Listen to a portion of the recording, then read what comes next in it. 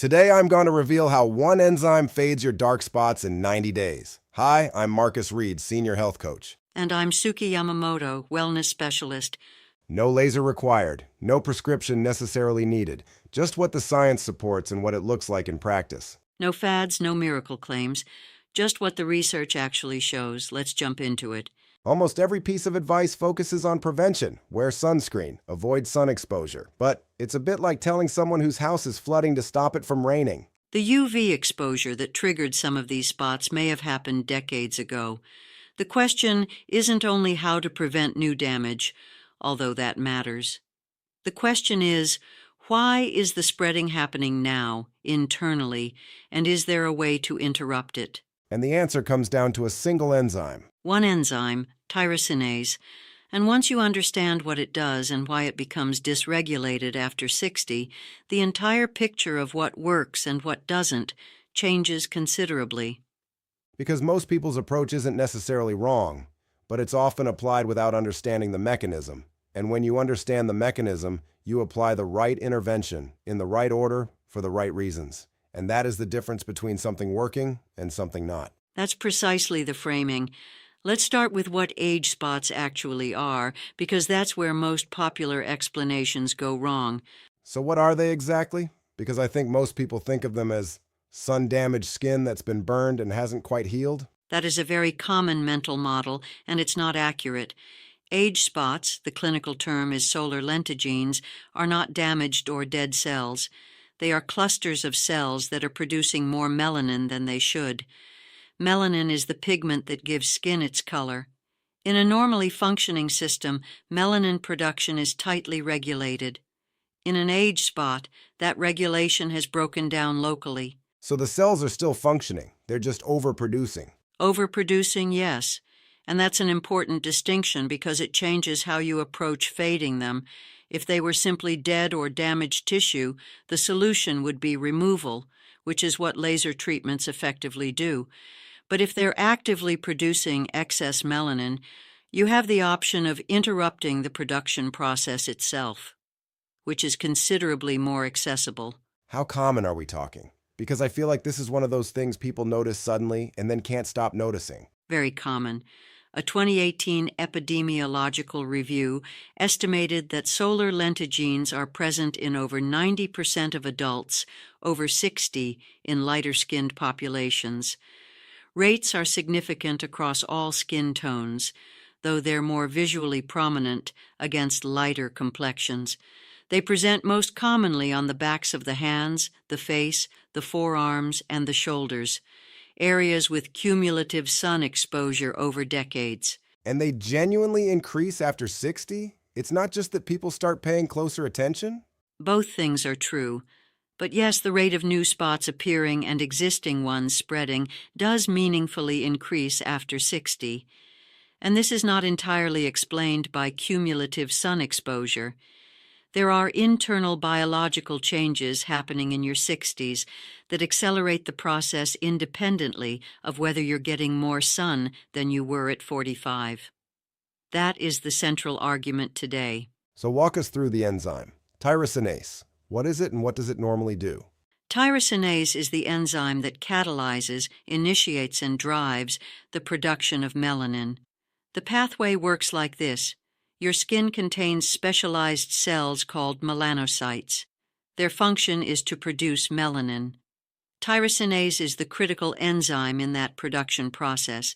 It converts the amino acid tyrosine into a compound called DOPA and then into dopaquinone, which is the direct precursor to melanin.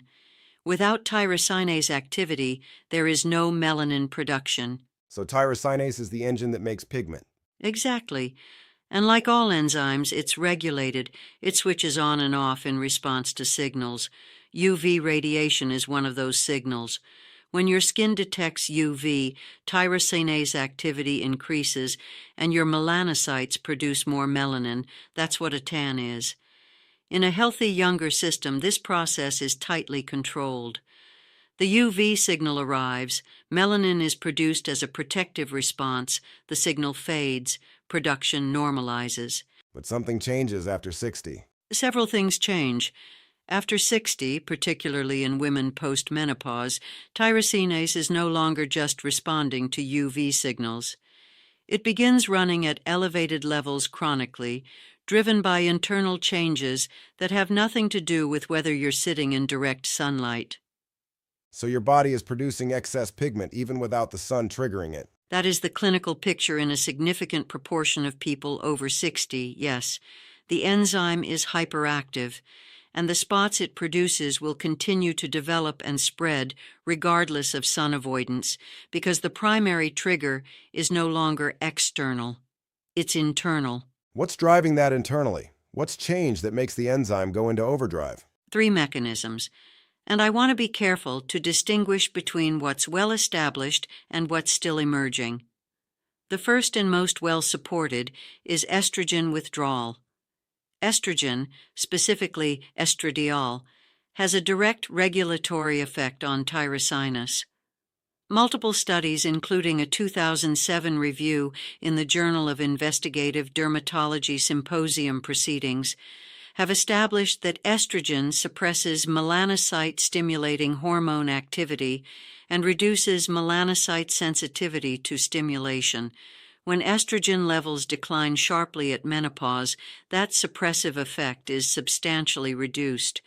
Tyrosinase activity becomes less constrained. So the spots aren't just about UV damage accumulated over a lifetime. They're partly a hormonal story. In a significant proportion of women, the hormonal shift is the primary driver of why spots become more numerous and spread more rapidly in the 60s compared to the 40s, when cumulative sun exposure was arguably similar or higher, but estrogen was still providing a regulatory brake.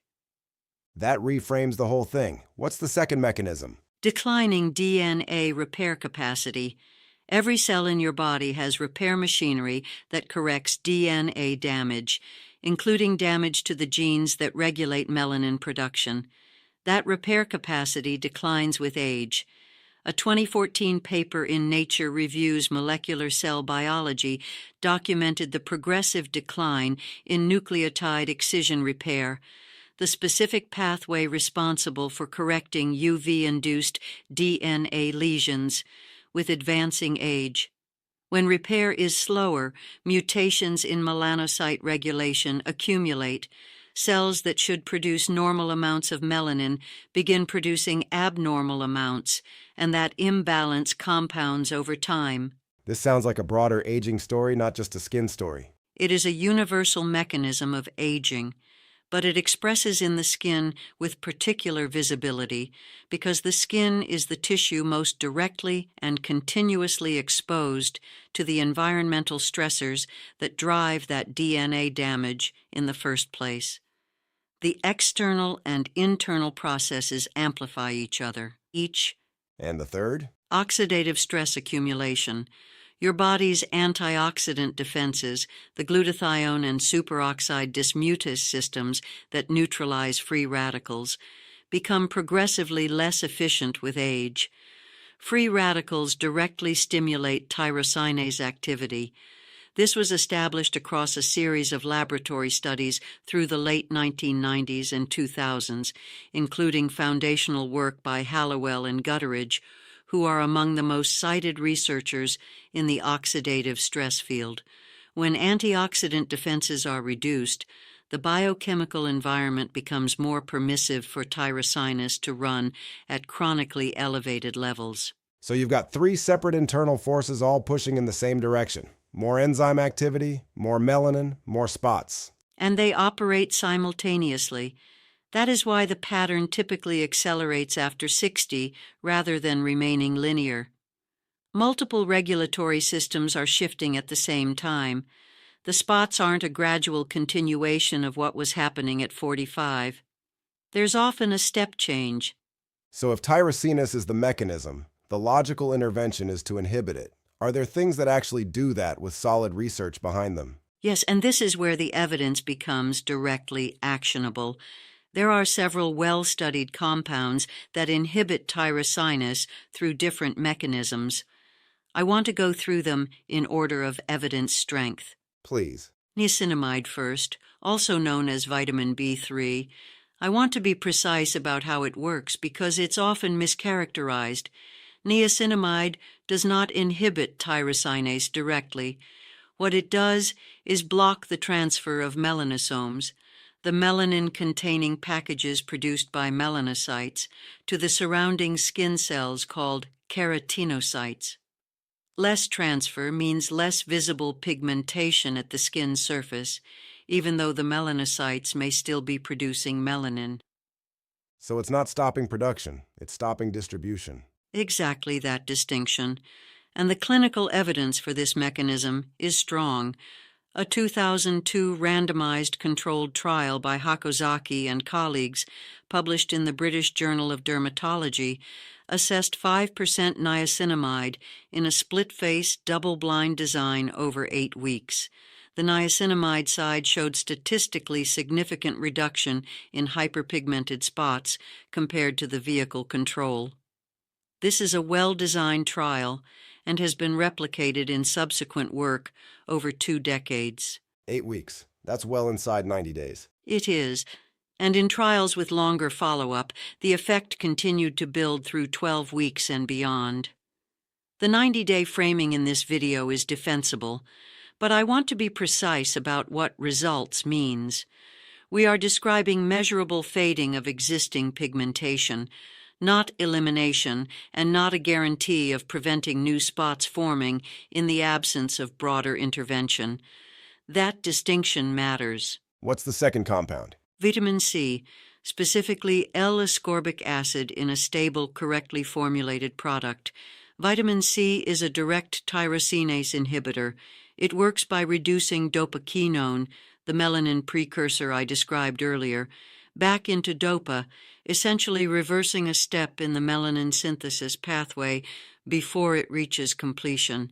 So it's actually blocking production itself, not just distribution like niacinamide. A different and complementary mechanism, yes.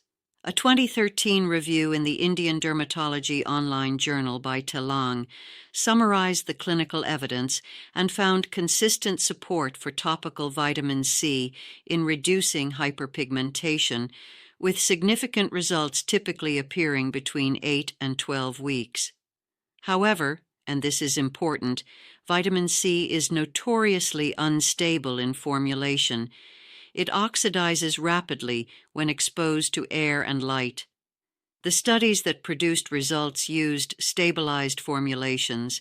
A serum that has turned yellow or orange in the bottle has lost a significant proportion of its active concentration. So any vitamin C serum isn't good enough. The product quality actually matters here. Formulation and stability are critical.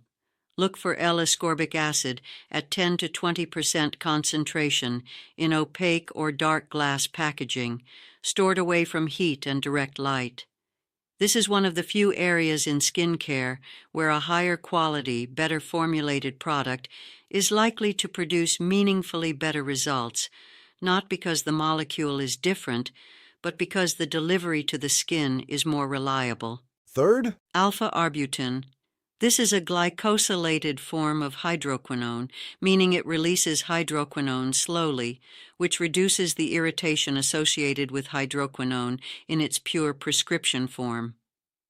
Alpha-arbutin competitively inhibits tyrosinase by occupying the enzyme's active site and preventing tyrosine from binding. A 2013 study published in the Journal of Cosmetic Dermatology found alpha-arbutin effective in reducing pigmentation at 12 weeks and superior to beta-arbutin in terms of tyrosinase inhibition. I've seen hydroquinone mentioned in some dermatological treatments for hyperpigmentation. Is that the same family? It is. Pure hydroquinone is a prescription-grade tyrosinase inhibitor, and in clinical studies it consistently outperforms most cosmetic alternatives for speed. However, it carries documented risks with extended use, paradoxical darkening of the skin, called ochronosis, particularly in darker skin tones, and potential systemic absorption with prolonged use. It is not a compound to use without dermatological supervision. Alpha-arbutin provides a more moderate but considerably safer version of the same mechanism without requiring a prescription. What about kojic acid? I've seen that fairly often. Kojic acid works through a different mechanism entirely. It chelates copper. Tyrosinase requires copper ions as a cofactor to function. Without copper, the enzyme cannot catalyze the reaction. Kojic acid binds to that copper and renders the enzyme inactive at the site of application. A 2019 review in Biomedicine and Pharmacotherapy by Saidi and colleagues confirmed kojic acid's efficacy across multiple clinical trials, typically used at 1 to 4% concentration. The limitations: it degrades when exposed to air and light, similar stability issues to vitamin C, and it can cause contact dermatitis in some individuals, particularly at the higher end of that concentration range. Is there anything more recent that's worth knowing about? Tranexamic acid. It has been used in medicine as an antifibrinolytic to reduce bleeding for decades, but its application in hyperpigmentation is relatively recent. The mechanism is indirect. It blocks the plasminogen activation pathway, which reduces prostaglandin production, which in turn reduces the stimulation of melanocytes. Several randomized controlled trials in the past decade have shown statistically significant results for melasma, a related hyperpigmentation condition, at 12 weeks. The evidence specifically for solar lentigines is more limited than for melasma, but the mechanism is plausible and it's increasingly included in topical protocols by dermatologists. I describe the evidence as promising and growing, but not yet as robust as niacinamide or vitamin C for age spots specifically. So what does someone actually do? What does a realistic, evidence-based protocol look like? The evidence supports a two-part approach: a morning routine built around vitamin C and sun protection, an evening routine built around niacinamide, with the option to add a direct tyrosinase inhibitor if someone wants to stack the mechanisms. Take us through morning. After cleansing in the morning, a stabilized L-ascorbic acid serum at 10 to 20%. Apply to the face and any areas of visible spots. Allow it to absorb. 2 to 3 minutes is sufficient. Then a broad-spectrum sunscreen with SPF 30 at minimum, ideally SPF 50. The sunscreen here serves a specific and distinct function from the vitamin C. It is not fading existing spots. It is preventing the ongoing UV stimulation that compounds the internal mechanisms we've described. Without sunscreen, you are addressing the internal pathway while leaving the external trigger open. So the vitamin C and the sunscreen aren't doing the same job. They're doing complementary jobs. Precisely that. One addresses the biochemical mechanism, one addresses the environmental trigger.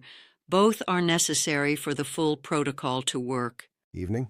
After cleansing in the evening, niacinamide at 5%. This is exceptionally well tolerated across almost all skin types, including sensitive skin, which is not true of several other actives we've discussed. If you want to add a direct tyrosinase inhibitor in parallel with the niacinamide mechanism, alpha-arbutin at 1 to 2% is the safest option. It can be layered or applied in the same step. Kojic acid is effective, but more likely to cause sensitivity, particularly if you haven't used it before, so introduce it slowly and watch for any reaction. What about using everything at once? Vitamin C, niacinamide, arbutin, kojic acid. Shouldn't combining them produce faster results? This is a question I want to address carefully because the instinct is understandable. There has been long-standing advice suggesting vitamin C and niacinamide shouldn't be combined because they can react to form a yellow compound called nicotinic acid. More recent evidence suggests this reaction is minimal at the concentrations and skin temperatures involved. However, separating them to morning and evening, as I've described, avoids any theoretical interaction entirely and makes the protocol easier to manage and troubleshoot. And loading up on multiple actives at the same time generally? the more significant risk. Multiple active ingredients simultaneously increase the risk of barrier disruption, irritation, and paradoxical sensitization, where skin that was managing well becomes reactive and inflamed. Starting with vitamin C in the morning and niacinamide in the evening for 4 to 6 weeks before adding anything else is the evidence-based conservative approach. Skin needs an adaptation period. More is not always more. And with older skin, which has a thinner stratum corneum and reduced barrier function, that principle applies with particular force. How long before someone actually sees a difference? Based on the Hakozaki trial and subsequent work, measurable reduction in spot intensity begins at approximately 8 weeks in most individuals following a consistent protocol. By 12 weeks, roughly 90 days, the fading should be visibly noticeable. I want to be precise about what that means. Spots become lighter and less defined. For some individuals, there will be significant improvement. For others, improvement will be more modest. We are not describing elimination. For elimination, laser or IPL treatment under dermatological supervision remains the most clinically effective option. So the 90-day protocol delivers a meaningful, visible improvement, not a cure. That is the accurate and defensible claim. And for most people who want to reduce the visibility of existing spots and interrupt the spreading process without medical procedures, this is a realistic outcome that the research actually supports. What should people be actively skeptical of? Because this is an absolutely saturated category. Brightening creams, fading serums, miracle treatments. Several categories warrant significant skepticism. The first is anything promising instant brightening or visible results in days. There is no topical ingredient that immediately fades established hyperpigmentation in any biologically meaningful way. What these products typically contain are optical diffusers, fine particles or reflective compounds that scatter light and make pigmentation appear less visible while the product is on the skin. It's cosmetic camouflage, not a biological intervention. So it looks like it's working while you're wearing it, but nothing is actually changing underneath. Correct, which is not necessarily harmful. If someone wants to manage appearance day to day, that's a legitimate use. But it will not produce the fading outcome we've been describing, and conflating the two leads to frustration when the instant brightening product does nothing over 90 days. What else? Lemon juice. This appears persistently in wellness and home remedy content as a natural fading treatment. Lemon juice is acidic and has some capacity to exfoliate the skin surface, which may create a brief impression of brightness. But citric acid is not a tyrosinase inhibitor. There is no randomized controlled trial data supporting lemon juice for solar lentigines, and, more importantly, applying an uncontrolled acid to hyperpigmented skin and then going into sunlight, which many home remedy instructions do not address, increases the risk of a phototoxic reaction that can worsen pigmentation significantly. So something marketed as a natural fix could actively make the problem worse. It is a documented clinical presentation. Phototoxic hyperpigmentation from citrus application is not hypothetical. This is one of those cases where natural does not mean safe or effective. What about retinol? I know that comes up constantly for skin aging generally. Retinol is worth addressing here because it plays a genuine but supporting role, not a primary one. Retinoids accelerate skin cell turnover, which means pigmented cells are shed faster and replaced with less pigmented ones. They don't directly inhibit tyrosinase, but they enhance the efficacy of tyrosinase inhibitors by improving penetration and cell renewal. A combined protocol using retinol alongside niacinamide and vitamin C is supported in the literature. However, retinol increases UV sensitivity significantly, which means it must only be used in the evening and must be paired with daily high SPF sunscreen use without exception. For anyone new to active ingredients, the recommendation is to establish the vitamin C and niacinamide routine first for 6 to 8 weeks before considering retinol. Adding multiple actives simultaneously to skin that hasn't adapted to any of them is the most common reason people abandon a protocol that would have worked. Before we close, I want to make sure we address something important. How does someone know that what they're looking at is actually an age spot and not something that needs medical attention? This is critical.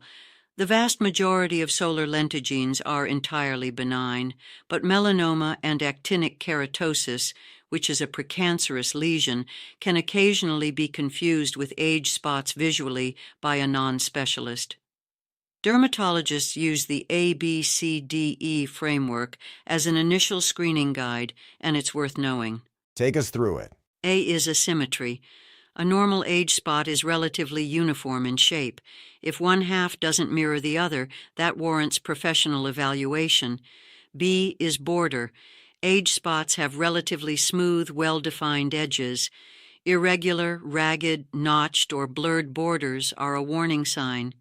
C is color. Age spots are typically one shade, ranging from light tan to dark brown. Multiple colors within a single lesion, or areas that are black, red, or white, are a concern. D is diameter. Lesions larger than approximately 6 millimeters, roughly the size of a pencil eraser, warrant evaluation, particularly if they're new. E is evolution. Any spot that is changing in size, shape, or color over weeks or months should be seen by a dermatologist promptly. Normal age spots can grow very slowly over years. Rapid change is not characteristic of benign solar lentigines. So if you're looking at a spot and any of those apply, don't start a fading protocol. See someone first. See a dermatologist. A biopsy can confirm the nature of a lesion definitively. The cost of ruling something out is a single appointment. The cost of assuming benign when it isn't is considerably higher. Even for spots you're confident are harmless, what's the value of a dermatologist in this process? A dermatologist can also offer prescription-grade interventions, tretinoin at clinical concentrations, hydroquinone under medical supervision, combination protocols, that carry stronger evidence than over-the-counter options for the most treatment-resistant spots. If the cosmetic concern is significant and someone wants the fastest and most reliable outcome, beginning with a dermatological consultation rather than spending several months trialing consumer products is a legitimate choice. Over-the-counter is not the only pathway. And as always, Suki and I are AI characters providing research-based information for educational purposes. Nothing in this video replaces a conversation with your own doctor or dermatologist. That always stands, particularly here, where the distinction between benign pigmentation and something requiring medical attention is genuinely important. Here's what to take away. Age spots after 60 are not simply the visible legacy of past sun damage. They keep appearing and spreading after 60 because of internal biological changes. Declining estrogen, reduced DNA repair capacity, and lower antioxidant defenses that make the enzyme tyrosinase chronically overactive. That one enzyme is what drives the excess melanin production in the affected areas, and that enzyme is the target. The research supports interrupting that process through tyrosinase inhibitors applied topically, niacinamide at 5%, which blocks melanin transfer to the skin surface, and stabilized L-ascorbic acid vitamin C at 10 to 20%, which interrupts melanin synthesis directly, have the strongest clinical trial evidence. Both show measurable fading results at 8 to 12 weeks when applied consistently. Alpha-arbutin and kojic acid are effective supporting options. Daily SPF 30 minimum is not optional. It closes the external trigger that compounds the internal mechanisms. The realistic 90-day outcome is meaningful, visible fading, not elimination. If complete removal is the goal, see a dermatologist before you do anything else. That's what the research supports. Subscribe and turn on notifications so you don't miss what's coming next.